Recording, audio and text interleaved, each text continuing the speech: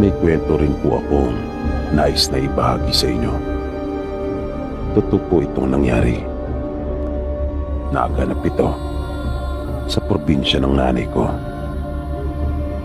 Sabi ni nanay, matagal din po itong naging laman ng usap-usapan doon sa kanilang bayan noon. Ito po ay karanasan ng pinsan ng nanay ko na si Uncle Pilong. Ayon sa paglalarawan ni nanay, si Uncle Pilong ay mabait at maalalahanin. Masipag din po ito at tumutulong talaga sa kanilang mag-anak. Kaya kahit mahirap ang buhay nila noon, ay hindi sila sumasala sa pagkain dahil na rin sa pagtsatsaga ni Uncle Pilong.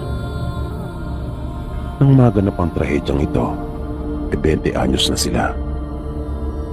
Natutubo kasi ni nanay ang pinsan niya.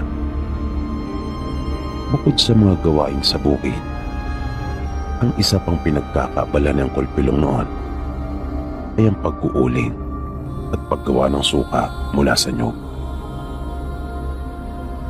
Isang araw, nagulat na lang sila nanay nang mabalitaan nilang napatay umano si Uncle Pilong. Talagang hindi sila makapaniwala dahil napakabait nitong tao at mahusay ding makisama. Kaya kahit abala silang nagtatrabaho nun sa bukid, ay iniwan talaga nila ang kanilang ginagawa at sumadsad sa bahay nila Uncle Pilong. At doon nga ay napatunayan nilang patay na nga ito. Nakita nila ang kalunos-lunos na sinapit nito. Noong mga panahong iyon ay hindi pa uso sa kanilang lugar ang imbalsamo, lalo na at malayo ang sa kanila.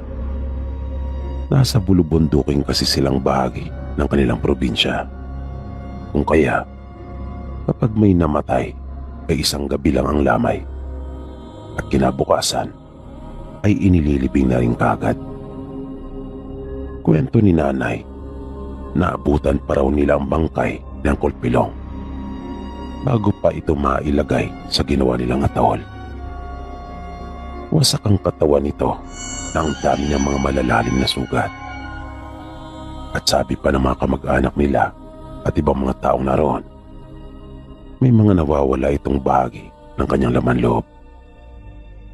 At ang matunog na usap-usapan ay inatake ito ng aswang. Hindi naman nabago sa kanila ang mga kwento tungkol sa aswang. Pagkat may ilang mga pangyayari na rin noon doon sa kanilang probinsya na kinasasangkutan ng mga aswang. Pero hindi rin kasi ito madalas na nangyayari. Taon din ang binibilang bago may mangyaring ganon. Kung kaya nga, ati pa rin ang paniniwala ng mga tao noon sa kanilang lugar. Kahit pa marami na rin noon ang nagkukwento na nakakita sila mismo ng aswang, ay marami pa rin hindi naniniwala. Pero ang nangyari kay Uncle Pilong ay kakaiba. Ngunit may ilan pa rin sarado ang isip at hindi pa rin talaga naniwala. Nalaman nila nanay ang buong istorya nung gabi ng lamay. Bali nagpunta talaga silang lahat ng kanyang mga magulang at mga kapatid. Pagkatapos silang maghapunan noon ay umalis na sila ng bahay dahil malayo pa ang kanilang lalakarin papunta sa bahay ni Uncle Pilong. Nang dumating sila doon ay marami na ang mga taong naroon. Napansin nila nanay na iyak ng iyak ang mga magulang at mga kapatid ng Uncle Pilong. At napansin din kaagad nila nanay na tila lahat ng tao ay nakatuon ng pansin sa isang taong nagsasalita. Hindi ito taga roon sa kanila, kundi taga kabilang bayan, kung saan natagpo ng bangkay ng Uncle Pilong. Kung kaya naisipan din nilang makinig sa sinasabi ng lalaki. Kwento nito, galing raw siya sa bahay ng kanyang kumpare dahil nakipag-inuman. Hindi niya sigurado kung anong oras na siya umuwi, pero malalim na umanong gabi. Nang nangangalahati na siya pauwi sa kanila, bigla siyang may nakasalubong sa daan. Binati niya raw ito ng magandang gabi, pero hindi ito gumanti ng pagbati sa kanya. Nang makalapit na ito sa kanya, ay napansin niyang marumi yung lalaki at nakakaawa ang kanyang mukha. Namumutla din ito na para bang wala ng dugo sa pagkaputla. Nakiusap ito sa kanya at humihingi ng tulong. Ang akala niya ay may kasama ito at iyon ay napahamak. Kung kaya iyon yung kanilang tutulungan. Yun ang una niyang naging pagkaunawa. Kaya nagmamadali naman daw siyang sumunod doon sa lalaki. Na habang naglalakad sila ay panay ang lingon sa kanya nito at itinuturo ng kanyang isang kamay ang direksyon kung saan naroon nung sinasabi nito. Sumuot sila sa masukal na bahagi ng bundok. Halos may 15 minutos din silang naglakad hanggang sa makita niya ang isang katawan na nakaandusay at naliligo sa sarili nitong dugo sa kakahuyan. Kaya nagmamadali niya itong nilapitan. Pagluhod niya sa tabi ng katawan ng lalaking nakahiga sa lupa, ay tumambad sa kanya ang nakakakilabot at kalunos-lunos na sinapit nito. Nagtamo ito ng maraming sugat at halos lahat ng iyon ay malalalim. At napansin niya kaagad na wala na itong buhay. At nagulat siyang bigla nang makita ang muka ng bangkay. Agad niyang hinagila yung lalaking nakasalubong niya sa daan na siyang nagturo ng bangkay, ngunit hindi na niya ito matagpuan. Bigla siyang nangilabot pagkat itinuro nito mismo sa kanya ang sariling bangkay kung saan matatagpuan. Pagkat yung bangkay na nasa harapan niya ay iyon din yung lalaking nakasalubong niya sa daan. At iyon nga ay isang kulpilong. Pagpapatuloy pa ng lalaki, ang akala niya ay nagawa na niya yung gustong ipagawa sa kanya niyang kulpilong. Pero nagpakita pa ito sa kanyang panaginip. Ipinakita sa kanya kung paano ito walang awang nilapa ng aswang. Nananlaban pa umano siyang kulpilong, pero lubang malakas yung aswang at hindi niya talaga ito kinaya. Sa panaginip niya ay nakitaan niya ring nanigas ang katawan niyang kulpilong at hindi nakagalaw. Kung kaya malayang naisa katuparan ng aswang yung masama niyang balak. Sabi pa ng lalaki, ipinakita din sa kanya niyang kulpilong yung mukha ng aswang at isa iyong babae. Hinihingi ng mga magulang at mga kapatid niyang kulpilong yung larawan ng babaeng tinutukoy ng lalaki na nakita niya sa kanyang panaginip. Ngunit hindi niya raw iyon mailarawan. Pero kung kanya itong makikita, ay agad niyang makikilala. Bigla naman nagkaroon ng komosyon nang hindi sinasadyang matabig ng isang babae yung mga baso ng kape na dala-dala ng pinsang babae ni nanay. Nakatawag talaga yun ng pansin sa mga taong naroon na nakikipaglamay at panandali ang nawala ang atensyon doon sa lalaki nagsasalita na siyang nakatuklas sa bangkay ng kulpilong. At napuntang lahat ng kanilang pansin doon sa babaeng nakasagi sa mga baso ng kape na nagmamadaling umalis. Kaya biglang sumigaw yung lalaki at iniutos na pigilin yung babae dahil bigla itong nagduda kung anong dahilan ng babae kung bakit ito nagmamadali at tila ba may iniiwasan. Ngunit bago pa nila ito mahawakan upang pigilan, ay mabilis na itong nakalabas ng bakuran. Pero hindi sila tumigil. Kanila itong sinundan. Dala ang kanilang mga itak at kahoy na pamalo ay hinabol nila ito. Kwento ni nanay, marami ang humabol ng mga kanayo nila. Nakasama rin sa mga humabol ang tatay niya at tatay ng Kulpilong, dalawa niyang pinsan, at yung lalaking taga-kabilang bayan.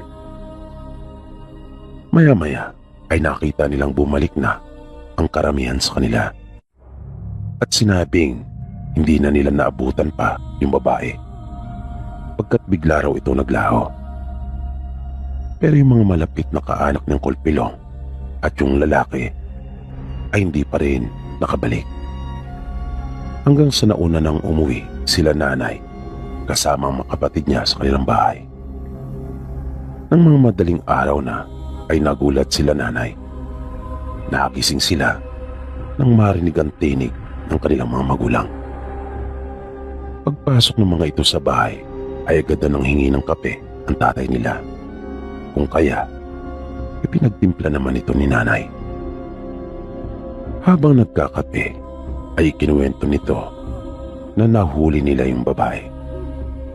At ito yung sinasabi ng lalaki na ipinakita sa kanya ng Kulpilong sa panaginip. At totoo ngang aswang yung babae. Dahil nung huli ay inilabas din nito yung tunay niyang anyo. Na sinubukan pa raw silang ipailalim sa udom nito. Buti na nga lang at marunong din pala yung lalaki na taga-kabilang bayan at nakontra niya kaagad yung ginagawa ng aswang. Kwento pa ng tatay ni nanay sa kanila, matagal bago nila napaamin yung babae. Bigla nilang naitanong kung nasa na yung babaeng aswang. Hindi kaagad nakasagot ang tatay ni nanay at napatingin lang ito sa kanila.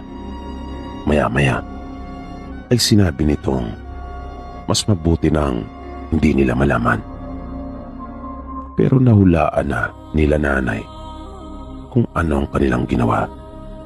Dahil na rin sa binitawang pananalita ng tatay ng Kulpilong na hindi siya papayag na hindi niya maipagiganti ang kanyang anak, na kung mabibigyan lang raw siya ng pagkakataon bago mailibing sa kinabukasan sa Kulpilong ay isasama niya sa hukay yung may kagagawan ng kanyang pagkamatay. Kaya kahit hindi sabihin ng direkta ng tatay ni nanay sa kanila, ay malinaw na kung ano yung sinapit ng babae. Nailibing siyang Kulpilong na nakamtan niya yung katarungan sa malagip niyang sinapit. Sabi ni nanay, mula nang mangyari iyon ay naging maingat na sila at iniwasan na talagang magpagabi pa sa daan. Kahit nga yung mga lasinggero sa lugar nila ay hindi na naglalakas loob pang dumayo ng inuman, lalo na at alam nilang sila ay gagabihin. Ang pamilya naman nila nanay at mga kaanak ay naging alerto rin dahil sa pangambang baka balikan pa sila ng mga kalahi ng babaeng aswang. Inisip kasi nila na baka alam ng mga ito na bumisita yung kanilang kalahi sa lamay ng kanyang nabiktima at hindi na muling nakabalik pa. Kaya kapag may nagagawi sa kanilang ibang tao ay talagang listo sila nanay. At mula din noon ay hindi na sila nawawalan pa ng mga pangontra sa aswang. Pero sabi ni nanay, minsan na rin silang pinaraanan ng aswang sa bahay nila. At hindi lang isa ang nagtangkang bumisita sa kanila. Buti na lang at naroon noon ang ilan nilang mga kaanak na lalaki dahil magpapagapa sila. At awa naman ng Diyos dahil sa kanilang pag-iingat ay hindi naman na nasundan pa Yung nangyaring iyon sa pinsan ni nanay na si Uncle Pilong.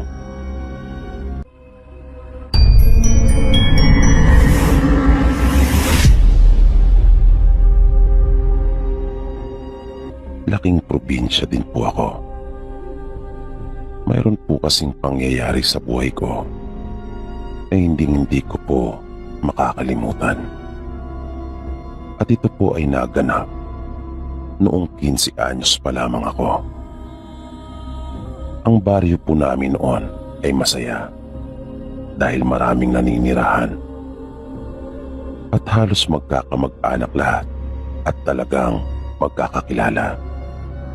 Pero kalaunan, naging malungkot ang lugar namin dahil karamihan ng mga tao ay nagpapamaynila sa pag-asang makapagsimula ng bago at masaganang buhay.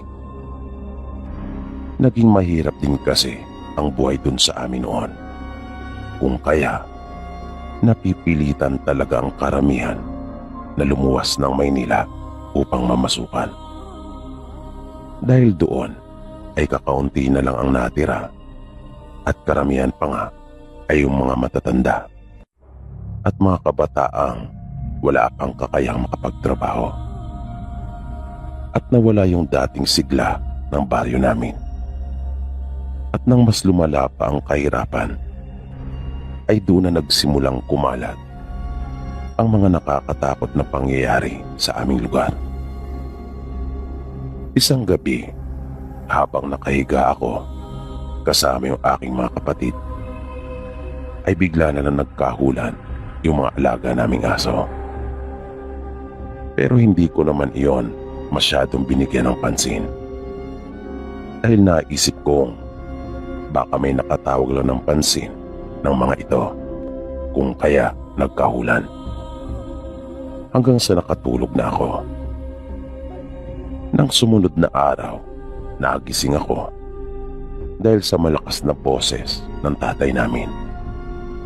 Galit na galit ito dahil nakita nila yung mga alaga naming aso na patay lahat kasama ang kanilang mga tuta. Nang bumangon ako ay doon ko nakita yung ikinagagalit ng tatay ko. Wasak ang katawan ng mga ito at wala ang kanilang mga laman loob. Sa probinsya namin ay lubang napakahalaga ng mga alagang aso. Lalo pa at mapagmahal talaga ang tatay namin sa mga alaga naming hayop. At ang masaklap ay wala talaga siyang maisip kung sino ang maaaring gumawa noon. Dahil noon lang nangyari yung ganun sa amin. At mabait ang mga magulang namin. Wala silang mga nakakaalitan.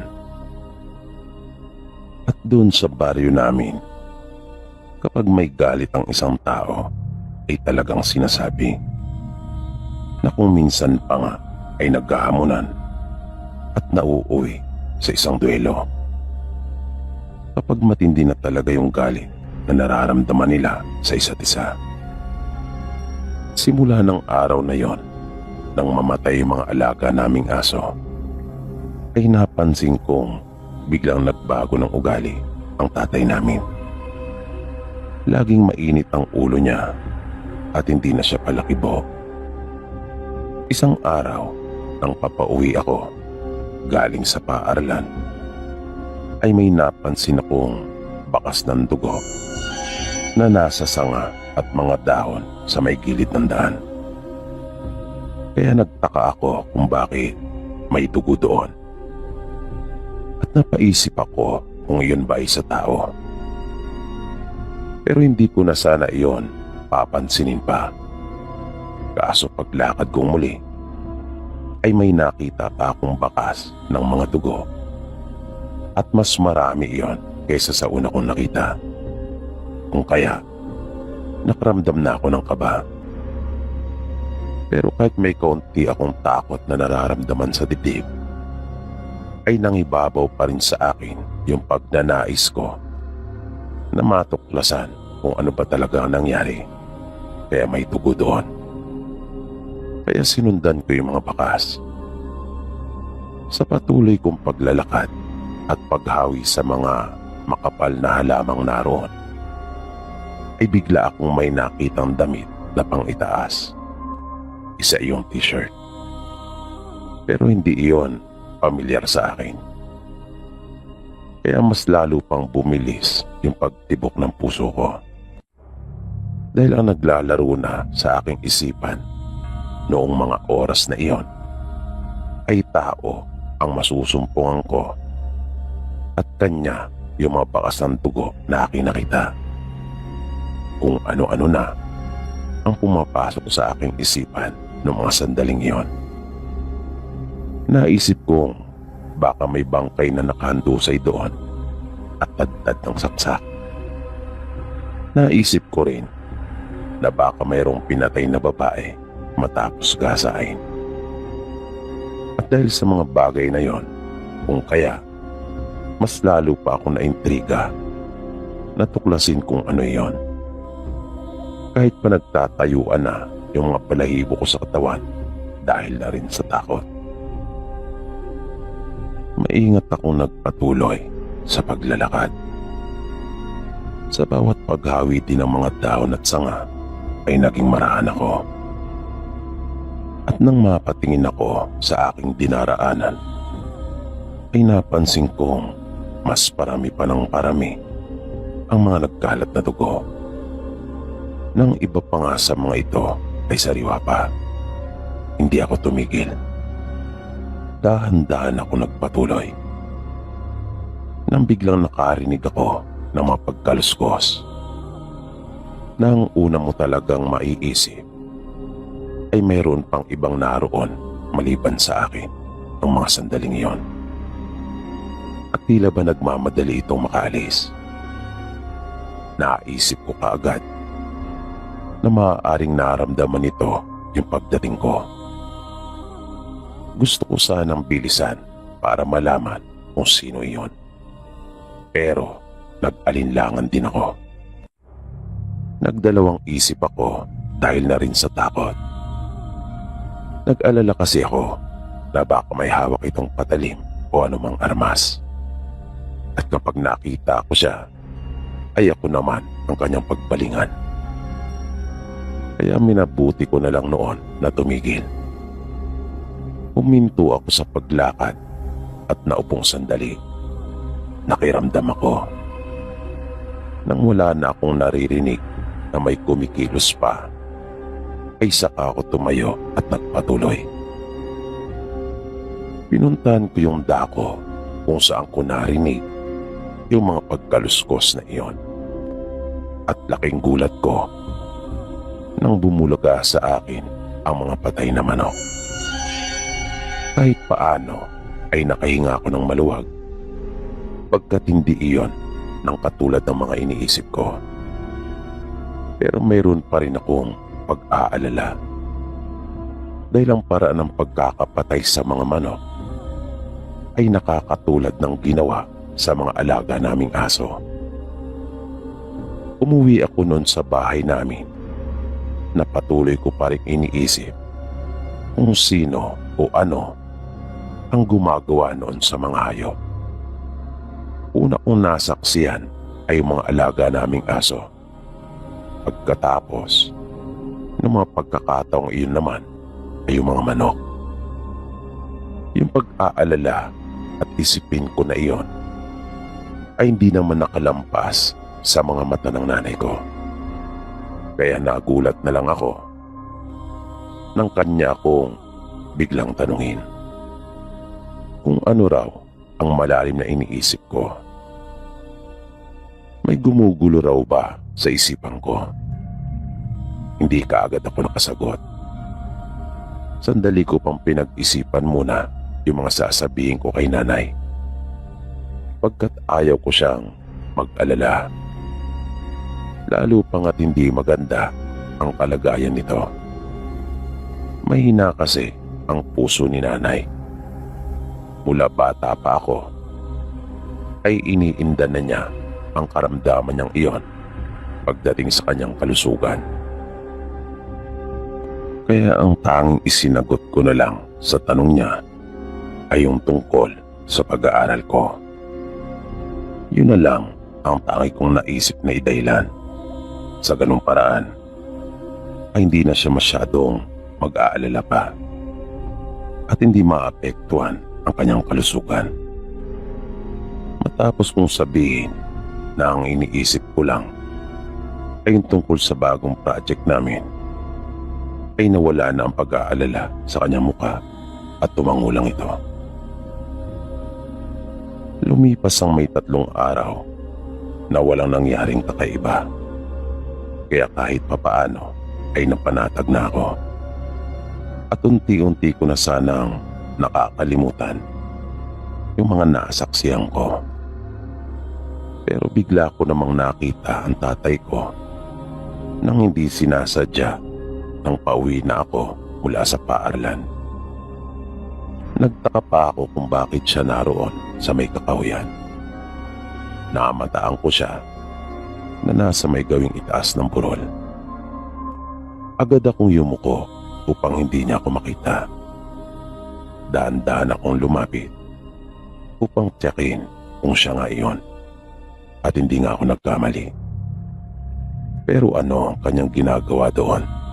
Tanong ko pa sa aking sarili. Isang paraan lang ang naisip ko para malaman ang sagot sa aking katanungan. Pero hindi ko rin gusto ang gagawin ko at kinakabahan talaga ako. Pero kailangan kong malaman.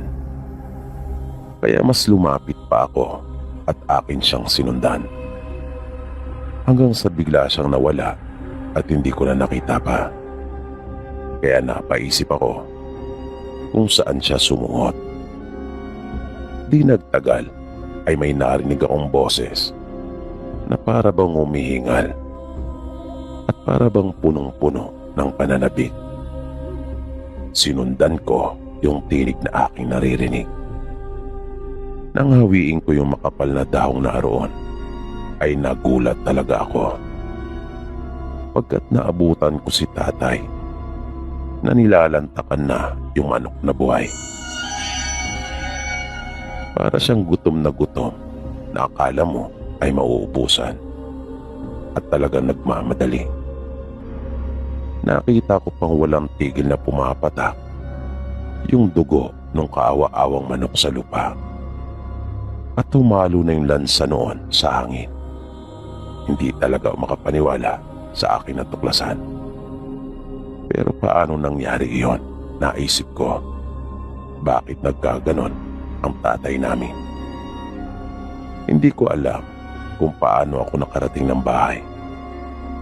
Dahil naglalakad ako na para bang wala talaga ako sa aking sarili, bunga ng aking nakita. Tanging iyon lang talaga ang naging laman ng aking isipan. Paano naging aswang si tatay? Yan ang paulit-ulit na tanong na naglalaro sa aking isipan ng mga sandaling iyon. At muling sumagi din sa isipan ko yung nangyari sa mga alaga naming aso. Naisip kong marahil kaya siya galit na galit ay dahil baka nalaman niya nung huli na siya rin pala ang may gawa noon. Na siya rin ang pumatay sa mga alaga namin at hindi ibang tao.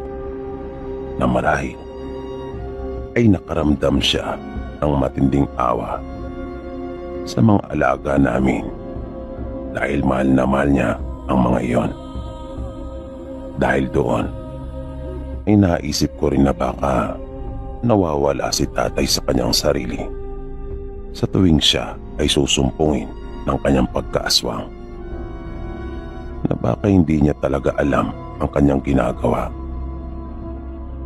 Pero hindi ko rin maialis sa sarili na luba talaga ako mag-alala sa kung ano ang maaaring mangyari sa amin. Dahil naisip kong paano na lang kung sumpungin siya at kami na mismo ang kanyang pagbalingan. Habang iniisip ko ang mga bagay na iyon, ay biglang dumating si nanay. Nagkaroon ngayon bigla ng pagtatalo sa isipan ko. kung akin na bang sasabihin sa kanya yung natuklasan ko. Ang hirap magdesisyon sa mga ganong pagkakataon. Dahil kahit 15 anyos pa lang po ako noon, ay masasabi kong matured na ako mag-isip. Hindi na ako isip bata at talagang tinitimbang ko kung ano ang maaaring mangyari at kung ano rin ang makabubuti. Hanggang sa naisipan kong ilihim na lang muna ang tungkol sa bagay na iyon. Hindi ko alam nung mga oras na yon kung tama ba ang naging desisyon ko. Pero naisip ko kasing mas mabuti na kung hindi sa akin iyon magmula. Kinagabihan noon, habang nakahiga na ako, ay patuloy na nagpapabalik-balik sa aking alaala yung tagpo na kung saan nilalapa ni tatay yung buhay na manok. Kaya hindi talaga ako dalawin ng antok. Hanggang sa nakarinig ako ng mga yabag. At naramdaman ko rin iyon sa sahig naming kawayan kung saan ako nakahiga, dun sa silid naming magkakapatid. At nasundan iyon ng pagbukas ng pinto. Napaisip ako kung sino ang lumabas. Pero malakas ang aking kutob na marahil ay si tatay iyon. Hanggang bigla na lang parang may tumakbo sa paligid ng bahay namin ng paulit-ulit. At kasabay noon ay nakarinig din ako ng kakaibang tunog. Nakakakilabot talaga iyon. Noong ko lang narinig ang tunog na iyon sa buong buhay ko, na nakapagpatindig talaga sa aking mga balahibo. Maya-maya ay napalitan iyon ng tila ba isang baboy na animoy nagpapalabas ng hangin sa kanyang ilong. Dahan-dahan akong lumapit doon sa may dingding ng aming bahay at pasimple akong sumilip sa may siwang. Pero bigo akong makita yung lumilika ng mga nakakakilabot na tunog na yon. Hanggang sa bigla na lang may humampas ng malakas sa kabilang panig ng dingding. Kung kaya, agad akong napalingon doon. At narinig kong muli yung mga yabag ng tumatakbo. Sa pagkakataong iyon, ay muli ko namang itinuon ang aking pansin sa may siwa at sumilip ako muli. Nahagip ng aking paningin ang isang lalaki na mayroong mahabang buhok. Nagtaka ako kung sino iyon pagkat hindi naman iyon si tatay. At mabilis na nagbalik sa alaala ko yung damit na aking nakita malapit sa mga patay na manok na siyang suot-suot ng lalaki nung mga oras na iyon. Nung puntong iyon ay naging malinaw na sa akin na hindi lang pala nag-iisa si tatay. Kinabahan ako pagkat sa sarili kong ama ay matinding takot na ang nararamdaman ko sa kung ano ang maaari niyang gawin sa amin kapag sinumpong siya ng kanyang pagkaaswang. Tapos ng mga sandaling iyon ay may iba pa palang naroon kasama niya. Dahil doon ay hindi na talaga ako nagdalawang isip pa. Dahan-dahan akong lumabas sa maliit naming silid at agad na pinuntahan si nanay. At nagulat ako nang maabutan ko siyang nakasilip din sa dingding ng kanilang kwarto at pinagmamasdan ang mga nasa labas. Nang maramdaman niya ang pagdating ko ay agad siyang napalingon at nakita kong may luha ang kanyang mga mata. Noong oras na yon ay hindi na ako nagtaka pa kung bakit siya umiiyak. Nalaman na niya ang tungkol sa kalagayan ng aming ama. At alam kong daramdamin niya talaga yon. Nag-alala ako dahil sa kalusugan ni nanay na nung mga sandaling iyon ay nakikita kong parang nahihirapan na siyang huminga. Kaya akin siyang nilapitan at pinakalma. Ilang sandali pa ay nakarinig kami ng malalakas na pagpagaspas. At nawala na yung mga malalakas na yabag ng tumatakbo. Napansin kong balisa si nanay at parang hindi pa rin makapaniwala sa kanyang natuklasan. At naramdaman kong nanlamig si nanay at nanghina. Pero magkagayon pa man ay pinilit niyang makatayo na nakahawak sa aking mga braso. Pinuntahan niya mga kapatid ko at ginising.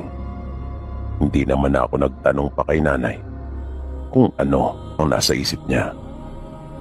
Nang magising ang dalawa kong kapatid, ay sinimulan na niya ang mag-impake. At nagtaka ako sa ipinakitang lakas ng loob ni nanay. Kahit madilim, dala ang flashlight, ay umalis kami noon ng bahay. Habang ako naman ay nag-aalala na baka makasalubong pa kami ng aswang sa daan. Tuwing magtatanong ang mga kapatid ko, ay matipid lang ang sagot ni nanay. Hindi ko talaga makakalimutan yung mga sandaling iyon. Ang lamig ng simoy ng hangin at ang dilim ng daan. Takot na takot talaga ako lalo pa nalalaman ko nang may mga aswang na naglipa na sa baryo namin at isa na doon ang aming tatay. Na nawawala pala talaga sila sa kanilang mga sarili sa tuwing susumpungin. Na parang mga baliw na tumatakbo palibot sa bahay namin. Na gumagawa sila ng mga kakaibang bagay.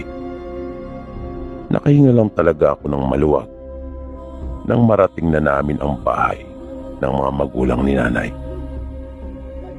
Takang-taka sila lolo at lola kung bakit napasugod kami ng alanganing oras. Pinatulog naming muli ang dalawa kong kapatid at nag-usap-usap sila ng masinsinan. Ipinagtapat na ni nanay sa mga magulang niya ang tungkol kay tatay. At sinuporta naman nila ang desisyon ni nanay na iwan na ito. Pagkat nag-alala talaga siya para sa aming kaligtasan.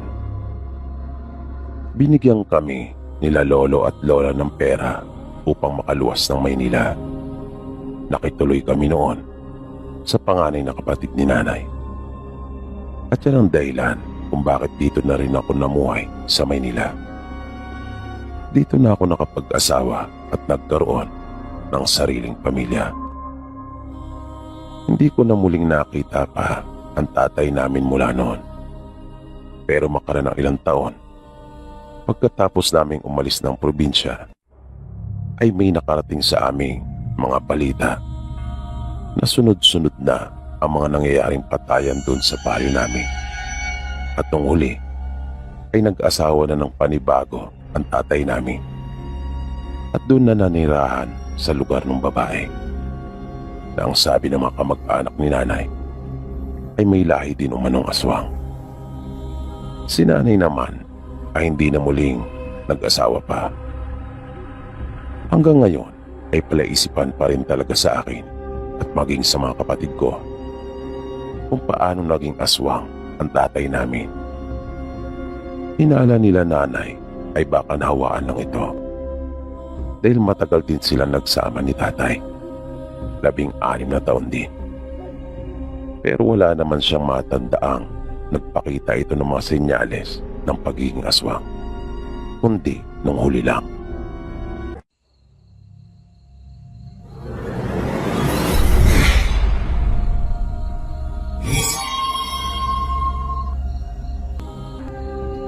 Isa rin ang kanilang kumpanya sa naapektuhan ng pandemya. Naisip kasi niyang mas maganda pa ang manirahan sa probinsya kaysa umasa at magbaka sakali pa na babalik sa normal ang lahat. Paliwanag pa niya, mabuti sa kanilang probinsya dahil kahit paano, basta masipag ka lang ay malapad ang lupang pwedeng pagtamnan at tiyak na hindi ka makakaranas ng gutom. Medyo naalarma na kasi siya nang halos masait na ang kanilang pera at tuluyan nang walang matira sa bulsa. Buti na nga lamang at nang gagastusin na nila yung nalalabi nilang pera ay siya naman pagdating ng ayuda. Kaya doon na siya nagpasyang umuwi. Pagkat ayaw na niyang maranasan at maulit pa yung sitwasyong ganon. Nakaramdam kasi siya ng matinding awa sa sarili at sa kanyang mag-anak nung mga sandaling iyon, na para bang kulang na lang ay magmakaawa sila at manlimos ng tulong. Sa madaling salita, sa tulong ng mga kinikilalang black leader sa kanilang lugar at ng kanilang barangay ay naisaayos naman at naihandang lahat ng kailangan para sila ay makauwi ng kanyang mag-anak. Pero ang hindi alam ni Edmar ay mayroon palang mas matinding panganib na naghihintay para sa kanila. Malayo ang kanilang naging biyahe. Hapon na nang dumating sila sa probinsya nila Edmar. Kung kaya pagod na pagod silang lahat. Dalawa lang ang anak nila Edmar. Ang isa ay 10 taong gulang habang yung bunso naman ay 8 taon. Mabait ang asawa ni Edmar na si Cristal. Sunod lang ito sa mga gusto ni Edmar, lalo pa nga at nalalaman niyang lahat naman ng iniisip at ginagawa ng asawa ay para sa ikabubuti nila. Masayang masaya din ang nanay ni Edmar nang sila ay makita. Mahabang panahon na rin kasi na hindi sila nagpangita. Matagal nang patay ang tatay naman ni Edmar at 2 sa kanyang mga kapatid ay doon din naninirahan sa malapit. Habang yung 3 iba pa ay nakapag-asawa naman sa iba't ibang lugar at doon na nanirahan. At nang makita nga si Edmar ng kanyang 2 kapatid at mga pinsan, ay agad nang nagkayayaan ang mga ito na mag-inuman. Mabilis na kinuha ng isa niyang kapatid na si Ando ang 2 galon nito na tuba. Yung kasi ang pinagkakakitaan nilang mag-asawa, yung pagtitinda ng tuba at suka. Habang yung isang kapatid naman ni Edmar ay umuwi din at nang bumalik ay may dala na itong inadobong bayawak sa gata. Na nang makita ni Edmar ay talaga namang hindi na niya naitago pa ang kasabikan dahil matagal na siyang hindi nakakatikim noon.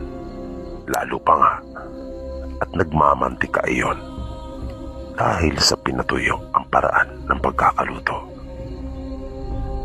Mabilis na napuno ang palibot ng mesa nang pumuesto na silang magkakapatid at magpipinsan.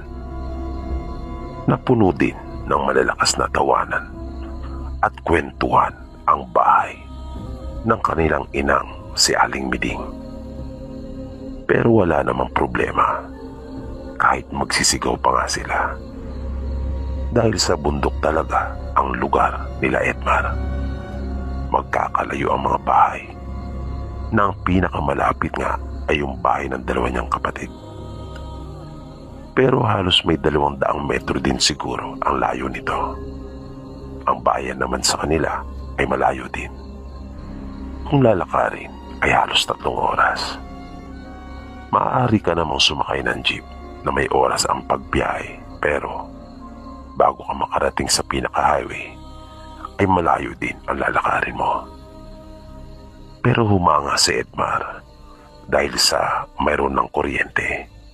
Hindi katulad noon na nagtsatsaga talaga sila sa paggamit ng petrolyo at baterya. Samantalang ngayon ay may nagtataasang poste na bakal sa itaas ng mga bundok na nakatayo at umabot na rin sa kanila ang kuryente. Naging masaya at payapa ang unang gabi nila. Parang hindi na nga matatapos pa yung kanilang mga pagkukwentuhan sa dami ng kanilang mga pinag-uusapan. Nauna nang nakatulog ang kanilang mga anak habang sila Edmar naman ay madaling araw na nang matapos.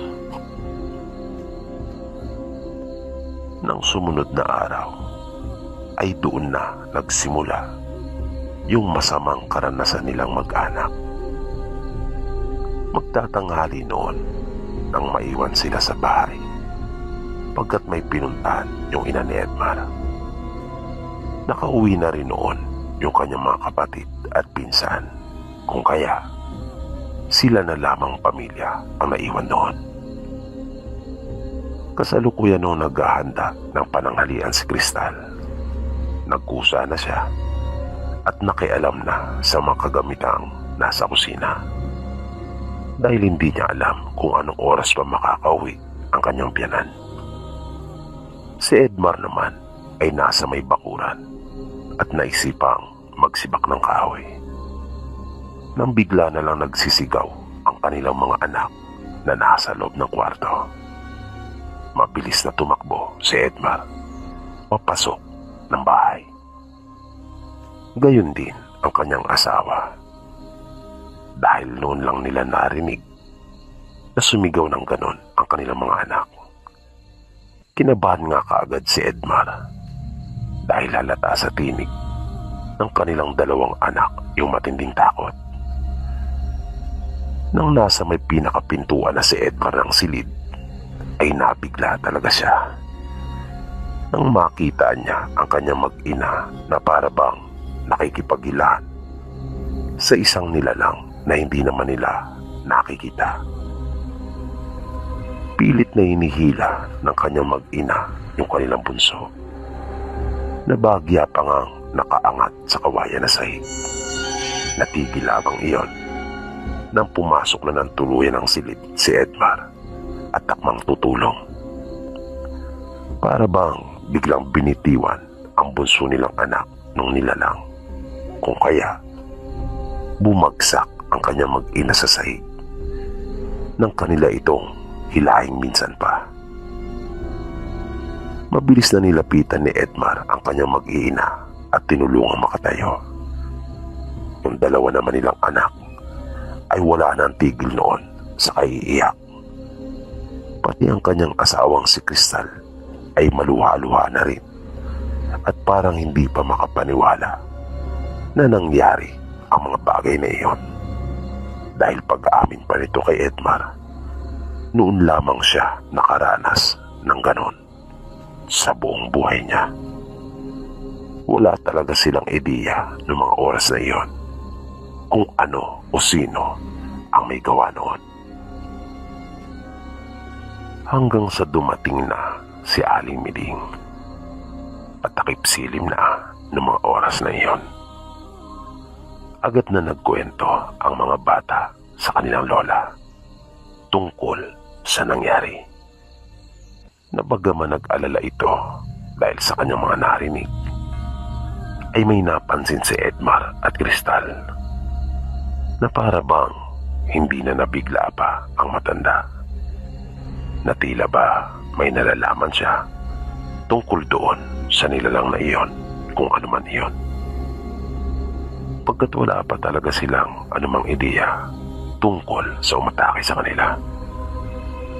Kaya pagkatapos nilang makapaghapunan at nang nagpapahinga na ang mga bata, ay minabuti nilang mag-asawa na kausapin si Aling Miding.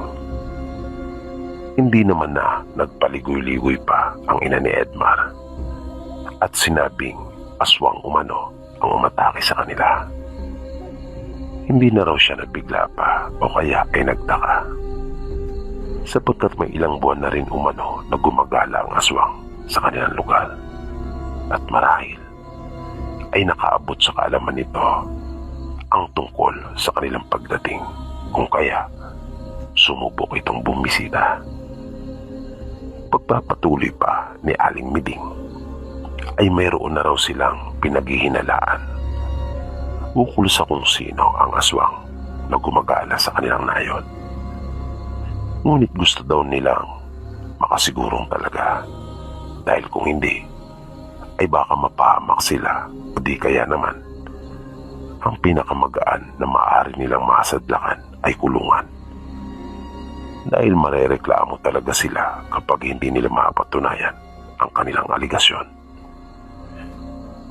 Noong mismong gabi na iyon ay nagpausok pa si Aling Miding palibot ng bahay ng goma ng sirang tsinelas. Kung kaya, umalingasaw ang mabahong amoy nito sa buong paligid. At bago tuluyang matulog, ay kanya pang binilinan ang mag-asawang Edmar at Crystal na isarang mabuti ang mga bintana at pinto. Nasabi naman ni Crystal sa asawa na nakakatakot pala sa kanilang probinsya. Hindi raw niya inaasahan na mayroong mangyayaring ganon. Nang mga mag-aalas 11 na ng gabi, ay nagkayayaan na silang mag-asawa na matulog. Pero kahit kapwa nakahiga na, ay patuloy pa rin nilang pinag-uusapan yung nangyari hanggang sa makatulugan na nila iyon. Nang mga madaling araw na, ay nakaramdam si Edmar ng matinding lamig. Kung kaya, napamulat siyang sandali upang magkumot. Pagpikit niyang muli para ituloy ang kanyang pagtulog, ay nakarinig siya ng tila mayroong humahangos. Kung kaya, panandalian pa siyang nakiramdam at hindi gumalaw. Hanggang sa napansin niyang parang nanggagaling yung paghangos na iyon sa ilalim ng sahig, doon sa may silong. Kaya napatingin siya sa gawin niyang ibaba. Buti na lang at sa may papag sila nakahiga. Pagbaling niya ay nakita niyang mahimbing na natutulog ang kanyang mag-ina. Nang muli niyang ituon ang kanyang paningin doon sa sahig na kawayan, ay narinig niyang tila mas lumakas pa ang paghingal na kanyang naririnig, na paminsan-minsan ay nakakarinig pa siya ng paglagatik. Tunog iyon na sa wari niya sa kanyang isipan ay nililika ng labi at dila na tila ba natatakam. Inilapit pa ni Edmar ng kaunti yung kanyang mukha na gusto niya iyong silipin. Nais niyang maaninagan man lang para naman alam niya kung ano ba talaga yung nasa ilalim ng kanilang silong. Sinipat niya iyon sa magkabila, kaliwa at kanan. At nang ilalapit pa niya ang kanyang mukha, ay bigla siyang nagulat nang may mga kukong lumitaw doon sa siwang ng sahig. Dala na rin ng takot at pagkataranta, ay mabilis na naghagilap si Edmar nang maihahampas doon sa kanyang nakita. At nang walang makitang pamalo, ay dinampot niya ang isang lata na naglalaman ng mga sinulid at karayom na nasa taas ng tukador, at siyang ibinato niya doon. Lumikha iyon ng ingay. Kung kaya nagulat ang kanyang asawang si Crystal at agad na napapaligwas. Mabilis na tumayo si Edmar at lumabas ng silid. Nagtanong ang kanyang asawa kung ano ang nangyari, pero hindi na siya sumagot. Tumayo na rin si Crystal at sinundan ng kanyang asawa. Pati si Aling Miding ay napalabas na rin ng kanyang silid. Nagmamadaling tinungo ni Edmar yung pinaglalagyan ng mga itak. Dinampot niya yung isa at lumabas. Pero nasa may pintuan pa lamang siya, ay narinig na nila yung mga pagkalampag dun sa may silong. Na tila ba may nagmamadaling lumabas mula roon. At narinig nila ang tunog ng isang baboy. Na nang makalabas na si Edmar, ay nakita nga niya yung isang malaking baboy na kulay itim na papalayo.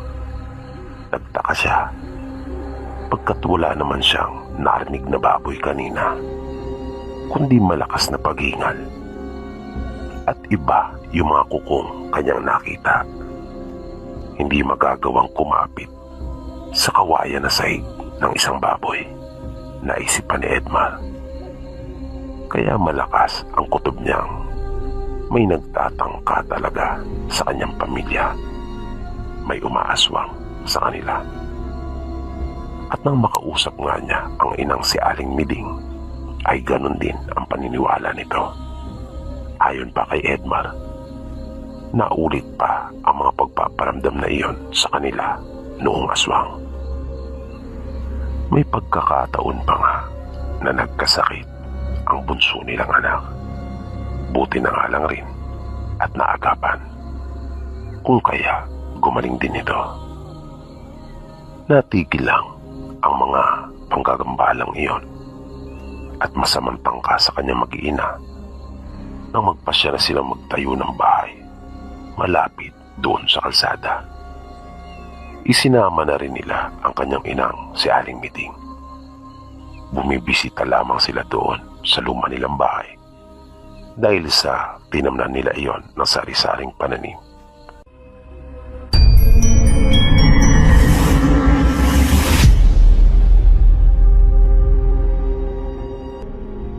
Si Lolo po kasi ay maraming lugar na narating noong nabubuhay pa siya.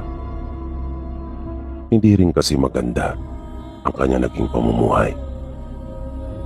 Nakapag-asawa nga siya ng 3 beses. At para bang lagi siyang sinusundan ng kamalasan pagdating sa buhay may asawa. Nang makilala niya yung kanyang 3 asawa, ay doon naman siya nanirahan sa lugar ng babae. Mahirap lang rin ang buhay sa kanilang probinsya. Wala silang sariling lupa na maaaring masaka. Kadalasan ay nakikitrabaho lang sila sa may mga sariling pag-aari ng lupa. Kaya si Lolo noon ay lagi may sakong dala. At kapag may nadaraanan siya ng mga pananim sa kabundukan, ay napipilitan siyang manguha para lamang may makain sila mag-asawa. Medyo may edad na rin siya noong mga panahong ito. Nang makilala niya yung 3 niyang asawa, 50 mahigit na sila kapwa noong mga panahong iyon. At kahit labag sa loob niya yung kanyang ginagawa, ay napipilitan siyang gawin iyon. Kahit manok na makita niya sa daan, ay kanyang isinisilid sa sako. Hanggang sa tuluyan na nga niyang makasanayan ng ganon. Ang asawa naman niya ay nagtataka sa tuwing mayroon siyang naiuuwi sa bahay nila. Pero sa tuwing magtatanong ito sa kanya, ay sinasabi niyang bayad daw iyon sa kanyang pagtatrabaho. Minsan ay naisipan ni Lolo Cordin na magpuntang muli sa bundok upang manguha ng mga ligaw na pananim na maaari nilang makain na mag-asawa. Medyo nakukonsensya na rin siya kasi na manguha ng tanim ng ibang tao.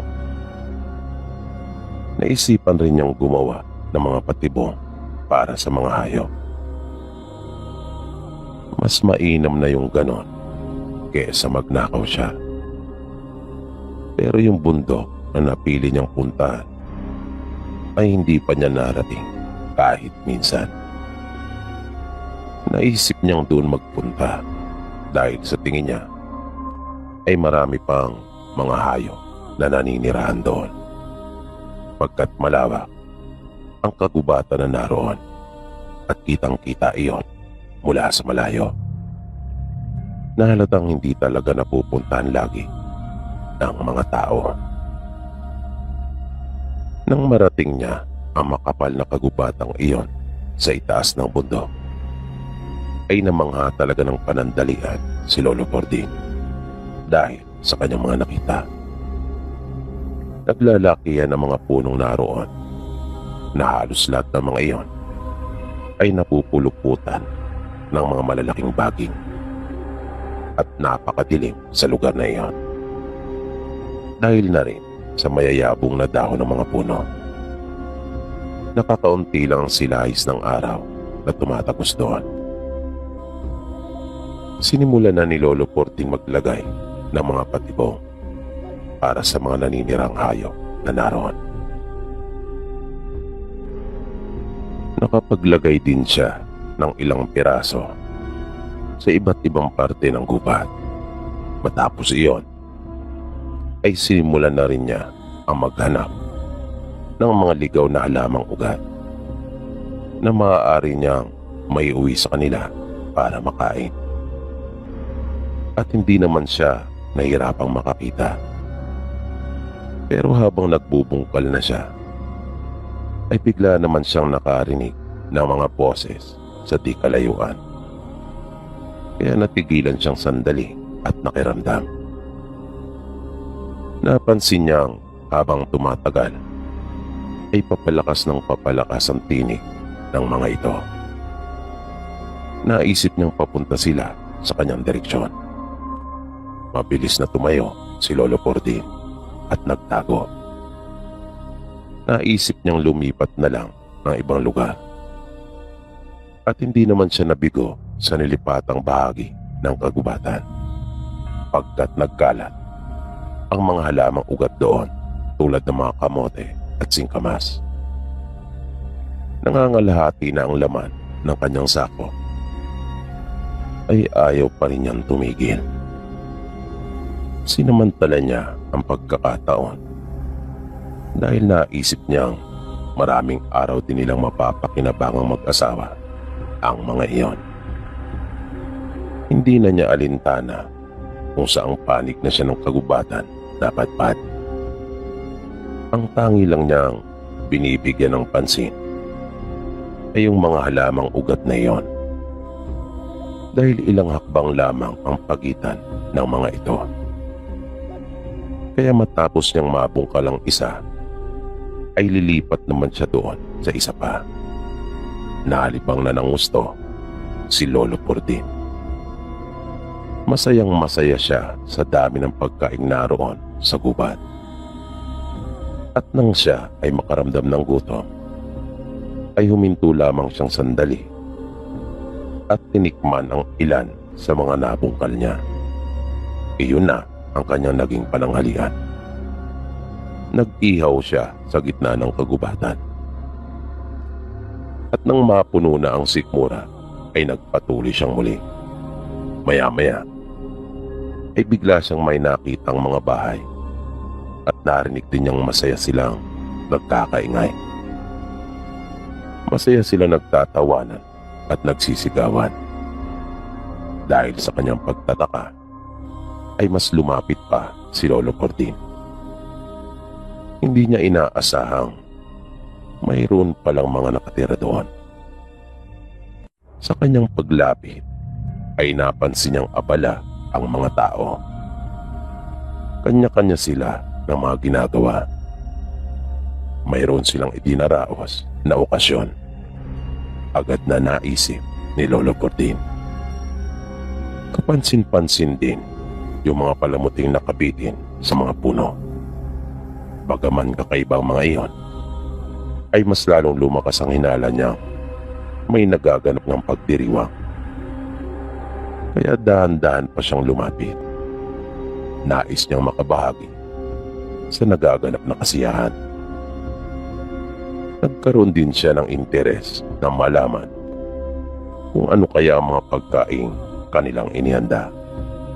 Wala pa man, ay natatakam na siya. Hanggang sa mamataan siya ng isa sa mga ito, na dahil doon ay agad na natuon sa kanya ang kanilang mga pansin at tila ba takang-taka sa kanyang presensya. Natigil din bigla ang kanilang mga pag-uusap at pagtatawanan.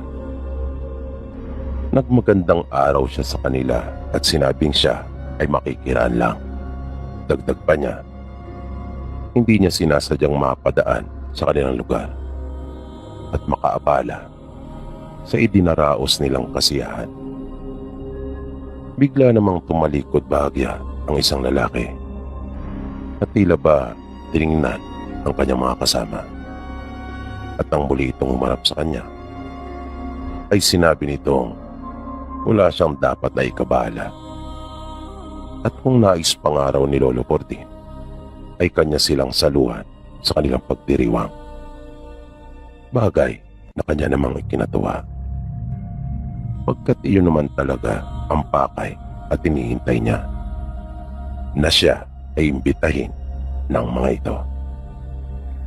Sinamahan siya ng lalaki papunta doon sa isang mahabang mesa kung saan din ito nakaupo.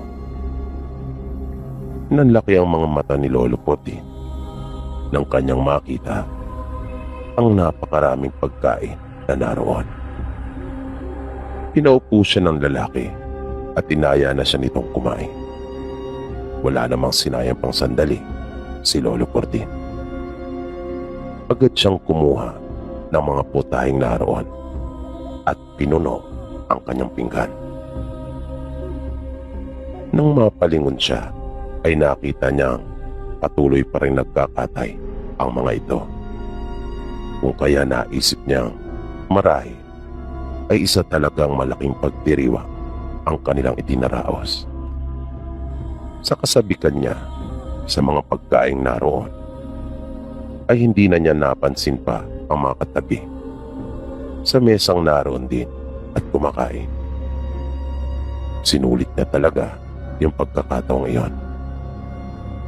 Matagal-tagal na rin kasing panahon na hindi siya nakakakain ng masasarap na pagkain. Maya-maya ay biglang may humawak sa kanyang balikat. Kung kaya natigilan siya. Panandalian siyang huminto sa ginagawang pagkain at napatitig sa kamay na naroon sa kanyang balikat. Muntik siyang malaglag sa kanyang kinauupuan nang makita ang maugat na kamay na iyon na mayroong mahabang mga kuko. Ngunit pilit pa rin niyang pinakalma ang sarili. Nang iangat pa niya ang kanyang paningin, ay nakita niya isa pala iyong babae. Di siya makapaniwala. Pagkat ang kamay na nasa kanyang balikat ay hindi angkop para sa isang babae. Na ang akala niya talaga ay lalaki ang umawak sa kanya. Nagpakilala ito at sinabing siya ang may bahay ng lalaki na pimbita sa kanya. Maganda yung babae pero ramdam ni Lolo Portin na may kakaiba sa kanya. Umupo ang babae sa tabi ng kanyang asawa at sinabihan na siya nitong ituloy na ang kanyang pagkain at huwag mahihiya. Mapalad daw sila na magkaroon ng isang panauhin sa unang pagkakataon ng kanilang pagdiriwang. Bigla namang napaisip si Lolo Portin sa sinabing iyon ng babae. Pagkat siya lang pala ang nag-iisang panauhing naroon. At ni minsan pala ay hindi sila nagkakaroon ng ibang tao na nakikibahagi sa kanilang mga pagdiriwang. Matapos makakain ay nagpasya na si Lolo Portin na magpaalam sa mag-asawa. Pero kinumbinsi siya ng mga itong manatili pa para sa kanilang pagdiriwang. Hindi naman na nagpumilit pa si Lolo Portin. Pagkat naramdaman niya kaagad sa tinig ng lalaki na hindi talaga ito papayag. Kung kaya, napalunok-laway na lamang siya Di nagtagal ay nakita niyang unti-unti na nagkakatipon ang mga tao at nakatingin sa kanilang mesa. Biglang tumayo ang lalaki at mayroong sinabi na hindi naiintindihan ni Lolo Portin ang kanyang lengguwahe. Napalingon siya sa gawin niyang likuran at napansin niyang mababa na at nagkukulay kahil na ang araw. Maya-maya pa ay bumalik na ang mga kalalakihang inutusan nung lalaki nag-imbita sa kanya. At nagulat siya pagkat may buhat-buhat na ang mga ito isa iyong katawan. At nakita niyang inilapag nila iyon sa isang mahabang mesang kawayan. Matapos nilang mailapag iyon sa mesa, ay nakita ni Lolo Portin na humihinga pa iyon, ngunit wala lang malay. Pagkat nakikita niyang umaangat ang sagawing tiyan ng hubad na katawan ng babae, gayon din sa may dibdib nito. Nung puntong iyon ay tila alam na ni Lolo Portin kung saan siya napatpat at kung ano ang mga ito. Dahil sa edad niyang iyon ay marami na rin siyang narinig at nalalaman tungkol sa mga aswang. Alam na rin niya nung oras na iyon na kahit ano pang gawin niya ay hindi na siya papayagan pang makaalis ng mga ito. Bigla siyang nanlumo at agad na naalala ang asawa. Nilakasan niya ang kanyang loob at hindi na niya sinubukan pang magpaalam sa mga ito upang makaalis. Nanatili lang siya sa kanyang kinaupuan. Maya-maya ay nakita niyang lumuhod ng bigla ang mga tao na nakaharap doon sa katawan ng hubad na babae. At napansin niyang unti-unti na nagbabago ang kanilang mga anyo. Matapos umusal ng lalaki, ay lumapit ang 5 kalalakihan doon sa mesa. Dala ang kanilang mga matatalas na itak. Napayuko na lang si Lolo Portin at inalis ang pagkakatitig doon. Pagkat ayaw niyang makita ang karumal-dumal na tagpong iyon. At narinig na lang niya ang sunod-sunod na taga. Na malaya na lang niyang nanginginig na siya dahil sa matinding takot. At nang iangat niya ng bagya ang kanyang ulo doon sa mesa, ay nakita niya yung mga sapal ng nyog at tubo. Nagtaka siya kung saan na napunta yung mga masasarap na pagkain. At tila doon palang naging malinaw sa kanya na nalinlang lang siya ng kanyang paningin. Maging yung baboy na kinatay malapit doon sa may puno ay nawala na rin. At ang tanging naroon lamang ay yung katawan ng saging. Naramdaman niyang tumayo na rin yung asawa ng lalaki at narinig din niyang bigla itong nagsalita. At nakita niyang kumilos na yung mga lalaking may hawak ng itak at papunta na sa kanyang direksyon.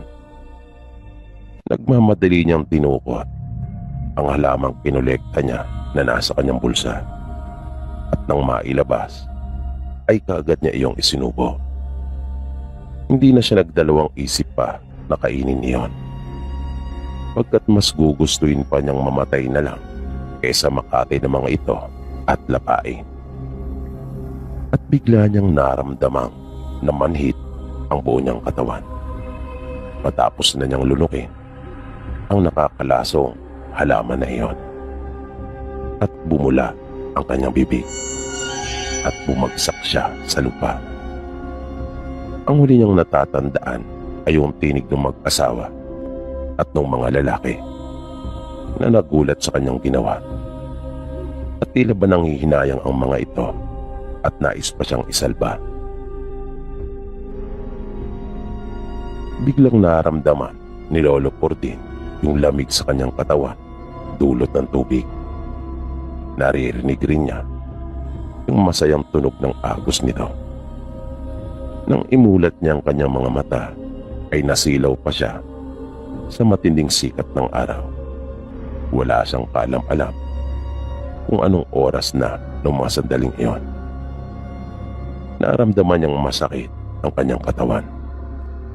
At nang ibaling niya ang kanyang ulo, ay nakita niyang nasa gilid pala siya ng isang batis na nakalublog doon ang kalahati niyang katawan.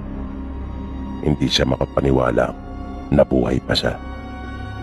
Pagkatambong akala niya ay matinding lason ang dulot ng halamang gamot na iyon dahil na rin sa turo ng kanyang ama. Naisip niyang bigla na hindi pala kumakain ng patay yung mga aswang na kanyang napuntahan, kung kaya itinapo na lamang siya ng mga ito. Tinulungan niya ang sarili. Naupo siya at sumandal sa isang malaking bato na naroon sa may gilid ng batis. Nagpahinga pa siyang sandali at nang kaya na niyang tumayo, ay nagsimula na siyang lumakad pauwi sa kanila. Matagal-tagal rin bago niya natunton ang tamang daan. At nang dumating na siya sa kanila, ay nalaman niya mula sa kanyang asawa na magtatatlong araw na pala siyang nawawala. Kaya ikinuwento niya sa kanyang asawa ang nakakilabot niyang naging karanasan sa mga aswang na nagdadaos ng kanilang kapistahan.